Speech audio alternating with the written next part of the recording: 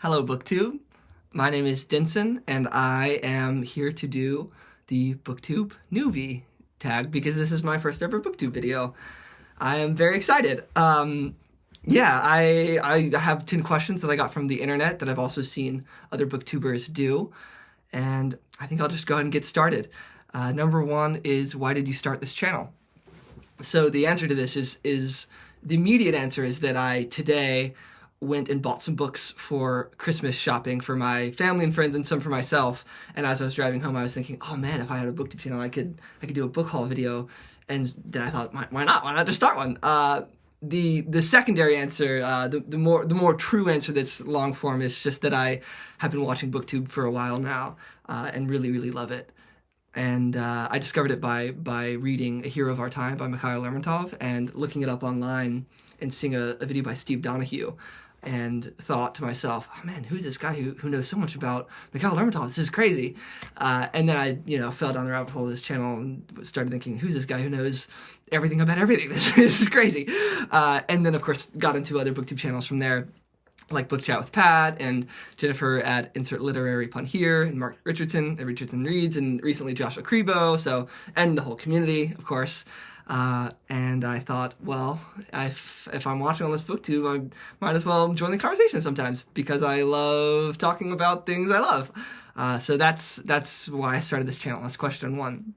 Question two is, what are some fun and unique things you can bring to Booktube? The honest answer is that I don't know.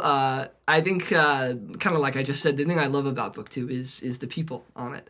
And, I'm a person, and so maybe I'll just bring that.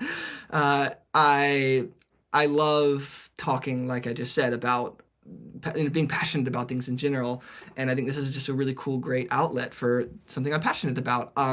Maybe I should go ahead and mention, I'm in like a cellar, Enchanted Forest, converted into a recording studio. I'm a musician, mostly.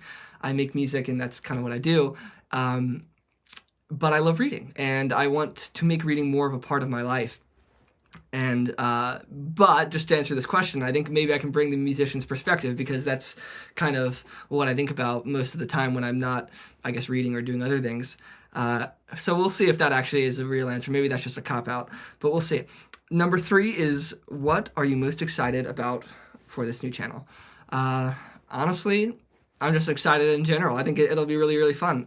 One of the things that I'm really excited for is that I will not, well, I should phrase it this way. I spend so much time when I'm making music or music videos or things like that doing editing, because it's a lot of, you record something and you mix it and whatever for ever, probably for 90% of the time, maybe 70% of the time if I'm being honest. But with this, I just want to talk to people and not edit, and I really like the free form, one click, one take, and then you're spending time with the person format that a lot of Booktube channels take. It feels very genuine and refreshing, because a lot of times on the internet, it's, kind of like the loudest voice wins, and I feel like on this corner of Booktube, as is said, it's mostly real people talking and making mistakes and tripping over their words, and then you just keep going, because, yeah, that's what it's all about. That's question three. Question four is, why do you love reading? So I'm sure we all, and you watching this video, could answer this for hours. Maybe I guess the way that I'll answer it personally is that, I love art. Like, art is like my favorite thing in the world besides people. The people in art are like my favorite things. And I think every single medium of art has a kind of magic to it. Of course, for me, I love the magic of music, and maybe music to me is the most magical art form. It's the more mysterious one. It makes the least kind of amount of sense, if that makes sense. You get emotional responses from listening to music that kind of feel inexplicable. You hear something and you feel a certain way, or something feels like discovered, like it was part of the universe. And not that that's totally unique to music, but it has that quality. But the thing that the books have, the magic the books have, is that it's like you can have lived experiences just by reading. Just by sitting in a room and reading, you can experience something that you're not actually experiencing. Other art can do that, movies and things, but I think books do that the most wholly and completely. They can offer so much more, but that particular thing of, oh my gosh, I'm reading, I have this prepared too, I'm reading The Tale of Genji right now, the Royal Tyler translation. I'll bring it up probably later, but I feel like I'm like experiencing Heian Japan in the 11th century. And yet I'm here. I'm in America in the 21st century. I mean, it's crazy. So that's what I love about reading. One of the many things. That's question 4. Question 5 is, what book or series got you into reading? My answer is there's kind of twofold answer. The first, kind of lesser important answer is just getting into it as a kid through the kind of classic, for my generation, books that were really popular, fantasy series like Percy Jackson or Harry Potter, of course. There's more information on that I'll maybe share in future videos, but I've just loved reading those, and I had really fond memories of that. And then, of course, I began my life in education, not life in education, as a student, I mean. And, of course, I was getting assigned to read stuff by people and reading stuff that I liked a lot of the time, but it was always assigned, and that changes your reading. And I recently graduated from college, and for the first time ever found myself with time and also freedom to choose what I want to read. And, at this point in any young man's life, I guess one is trying to figure out what they want to do with their life. Not just what they want to do with their life, but the way they want to live. And one of the ways I want to live is to read more than I've read previously. And what got me into it, really, is that right as I was finishing college, I just started reading a book. And that book was Moby Dick by Herman Melville. I have this beautiful Chiltern edition hardcover with the gold leaf. I mean, I'm living like King Louis with this book. I had gone to the last bookstore in LA with some friends over spring break, and just was browsing as one does, and saw all these Moby Dick editions, and I thought, this is just so cool and beautiful. I think that Moby Dick is a book that really lends itself to cool editions just because of its vastness. And I thought this one was particularly cool because it was more abstract and weird. And from what I knew about the book, which I had not read at that point, Moby Dick was a very abstract and weird book, more weird than just a whale on the cover. So I was drawn to this, and I opened it, and I read the first paragraph, and not the sub librarian bit or any of the endless amounts of quotes on whales that may or may not be real that are hilarious, but the Call Me Ishmael many years ago, never mind how many precisely, and finding nothing to interest me on shore. That whole bit. I just have a little bit of it memorized, and I should memorize it. But I read that opening paragraph, and I laughed out loud and thought, this is so fun. I mean, you hear about Moby Dick, and it's like, it's Moby Dick, it's the big white whale, it's Captain Ahab craziness. But it was so funny, and I loved his voice on the page. So I bought it, and within, maybe I was 100 pages in when I graduated. I was in the summer, and I decided to start reading this.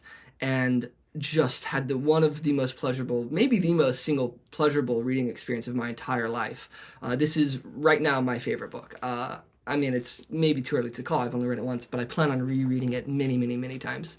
And, I went to Japan with this book and lugged it all around. I was biking the Shimanami Kaido Trail, biking route with it.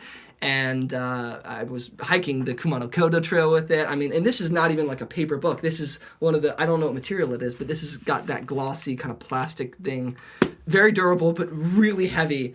It was a rock in my backpack, and it was my companion, along with my other companion. Anyways, but it was amazing. So this book, I would say, to answer in a very long-winded way, is what got me really into reading as I am now. And since then, I've been reading more and more and trying to, continue the trend of maybe, I wouldn't say making up for lost time, because I've spent my life, I think, so far pretty well, but making up for lost reading time, and I'm trying to get around to the classics.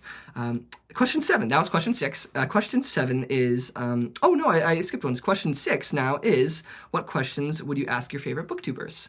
I have many favorite booktubers. I love Steve Donahue, as I mentioned earlier, and I've asked him a question on a Q&A that he answered. And the question was basically, why do you love books as opposed to other kinds of art?